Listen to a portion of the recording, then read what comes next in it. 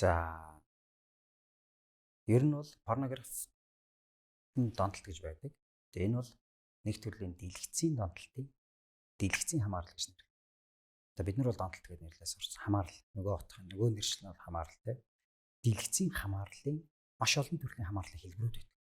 Одоо юу гэдгийг PC game ч гэдэг юм уу, одоо тоглоомд донтох тий. Одоо юу гэдгийг худалдан авалт хийдэг, одоо онлайн худалдан авалт хийдэг ч байдаг юм уу тий. А тэгвэл тэрнтэй нэг хэсэг одоо юу гэдгийг утас Android утасны донтолт ч байдаг юм уу тий. Эсвэл юу гэдгийг тий одоо интернетээр одоо нэг хит их аялах гэх өдөрч шүн юу гэдгийг маш олон цагаар интернетээр аялах юм донтолтууд байдаг тий. Тэгтэл тэрний нэг хэсэг нь болохоор порнографт донтохыг дэлгэцийн хамаарлалын нэг хэсэг гэж бодож байгаа. Порнографийн хамаарлал. Тэгэхээр ийм төрлийн хамаарлууд ер нь бол байдаг болж таарлаа шүү дээ. Тэр дундаа порнографийн хамаарлал хүмүүсийн нэг яг зүгээр зарим нэг нь донтолт гэж үзсэн, зарим нь бол одоо зүйл гэж ойлгодог ч гэдэг юм уу тий. Гэтэ энэ бол яг үнэндээ одоо хамаарлын шинж. Одоо донтдог хүн. Донтно гэдэг бол биднүүсийн ярьдгаар донтно гэдэг бол заавал цэргүүлэлт. Заавал тэрхний үйл ажиллагаа нь одоо юу гэдгийг тийм алдаа заавал үсгэж. Ихэнх цаг хугацаагаа эсвэл тэр зүйлийг хийхгүй бол тэр зүйлийг харахгүй бол сэтгэл нь амарчгүй байгаад байгаа гэсэн санаа шүү дээ. Өөрөөр хэлбэл тэр зүйлээс шууд хамааралтай хүн болж чаддгийг биднээс донтолдог шүү дээ. За маш олон төрлөөр нөлөөлж болно. Дэлгэцийн хамаарлынхаа нөлөө гэж нэг төрлийн нөлөө бол байна. Нэг тэр нь бол өөр төрлийн нөлөө. Тархины үйл ажиллагааны урт хугацааны үйл ажиллагаанд бол сөрөөр нөлөөлдөг нөлөө байдаг. Хоёр дахь нь үйл дэлгэцийн хамаарлын нөлөөллөөс гадна порнограф хүний одоо юу гэдгийг те сэтгэлгээний гэж нэрлэх үү аль эсвэл одоо нэг үзэл бодлын гэхүү те ертөнцид нь одоо шууд утгаар нь нөлөөлдөг. Шууд утгаар нь. Өөрөөр хэлэх юм бол энэ зүйлийг хийж ээж төр зүр тайвшрал авдаг. Тэр зүйлийг үзэж ээж магадгүй тэрнтэйг албатайгаар ангалга хийдэг юм уу те. Тэр зүйлийг хийж ээж харж ээж үзэж ээж тайвшрал авдаг ч гэдэг юм уу те. Эдгээр нь юу гэхээр тун хүмүүс хүний тархийг тэр зүйлд тасгаж эхэлнэ. Одоо сайн анзаарах юм бол порнографийн одоо юу гэдгийг те одоо бичлэгүүд донд бол ихэнхдээ бол юу одоо юу гэдгийг те жон хард бичлэгүүд.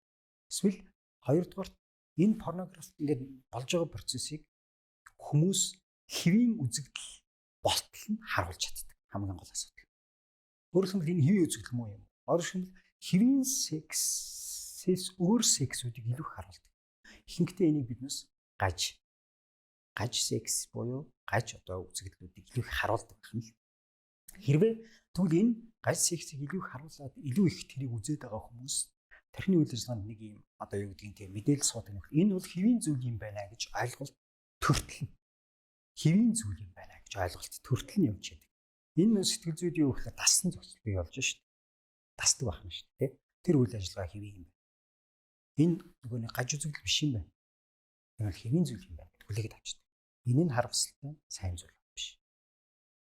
2, 3 дугаар гэх юм бол тархины үйл ажиллагаанд түрүүний хэлдэг шиг алдаатай гарч байгаа. Үйл ажиллагаа өөрөө хямарч эхэлнэ. Үйл ажиллагаа жишээ нь яаж хямардаг вэ гэхээр банга тийм зүйл үзээд эхэллээ. Одоо юу гэдэг юм порнограф үзээд эхлэхэд эсвэл дэлгэцийн хамаарлын нэг шин чанар нь тархины үйл ажиллагааг хязгаарлаж байна. Хүмүүсийн өөрөлдөх юм бол бусад компьютер тоглодогч бай, тэ одоо юу гэдгийг одоо онлайн шопинг хийдэгч бай, тэ эсвэл нөгөө интернетээр аялдагч бай. Янз бүрийн одоо тэр дэлгэцийн хамааралтай байгаа. Бүх хүмүүс ерөөсөө ертөнцийг үзэх үзэл нь өөрөө одоо ухамсарынхаа хувьд бол хязгаарлагдчих.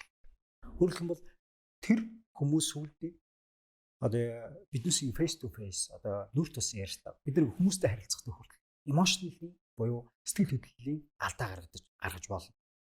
Тэр тийм хэмжээнд хүртэл тархины үйл ажиллагааг хязгаарлаж байна. Хязгаарлал гэдэг нь юу хэлэх гээд байна вэ гэхээр тарих өөрөө ийм баригдмал төсөл байдал очиж байгаа. Өөрөлдөх юм бол тэр порнограф байнга үздэг хүмүүс тархины үйл ажиллагаа нь яадаг вэ гэхээр магадгүй хүмүүсийг ийм одоо юу гэдгийг тий магадгүй одоо юу гэдэг өөр эмэгтэй хүмүүсийг дандаа л нөгөө үздэг одоо дэлгэцийн хамааралтай байгаа хүмүүсийн нэг онцлог юу байдаг вэ гэхээр байнгын суугаах хөдөлгөөн байхгүй эрүүл байхгүй тий тэгэхээр эн чинь сэтгэл хөдлөлийн хувьд ч гэсэн илэрхийлэхдээ зөв илэрхийлж чадхаа байж байна. Чи би чамтай ярьлаа. Би өөрийгөө илэрхийлэхдээ би уруугаар илэрхийлдэг хүн болж байна.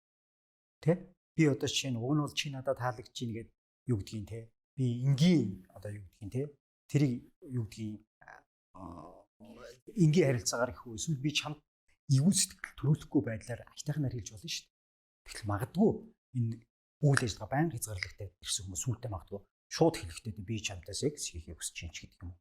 Тэгвэл харилцааны хувьд шууд эйгүй байдал нэгдүгээрт энэ бол ёс суртахууны хувьд ч гэсэн алдаа гарч эхэлж тэр хүний ёс зүйн этикүүд нь хүртэл эвдэрч эхэлдэг байна шүү дээ. Урт хугацааны процесс. Бид нар зүгээр л тэрийг одоо өөртөө эрэхтэй те эсвэл ганцаардлаад авах ч гэдэг юм уу те тэр утгаараа ашиглаж иж магадгүй.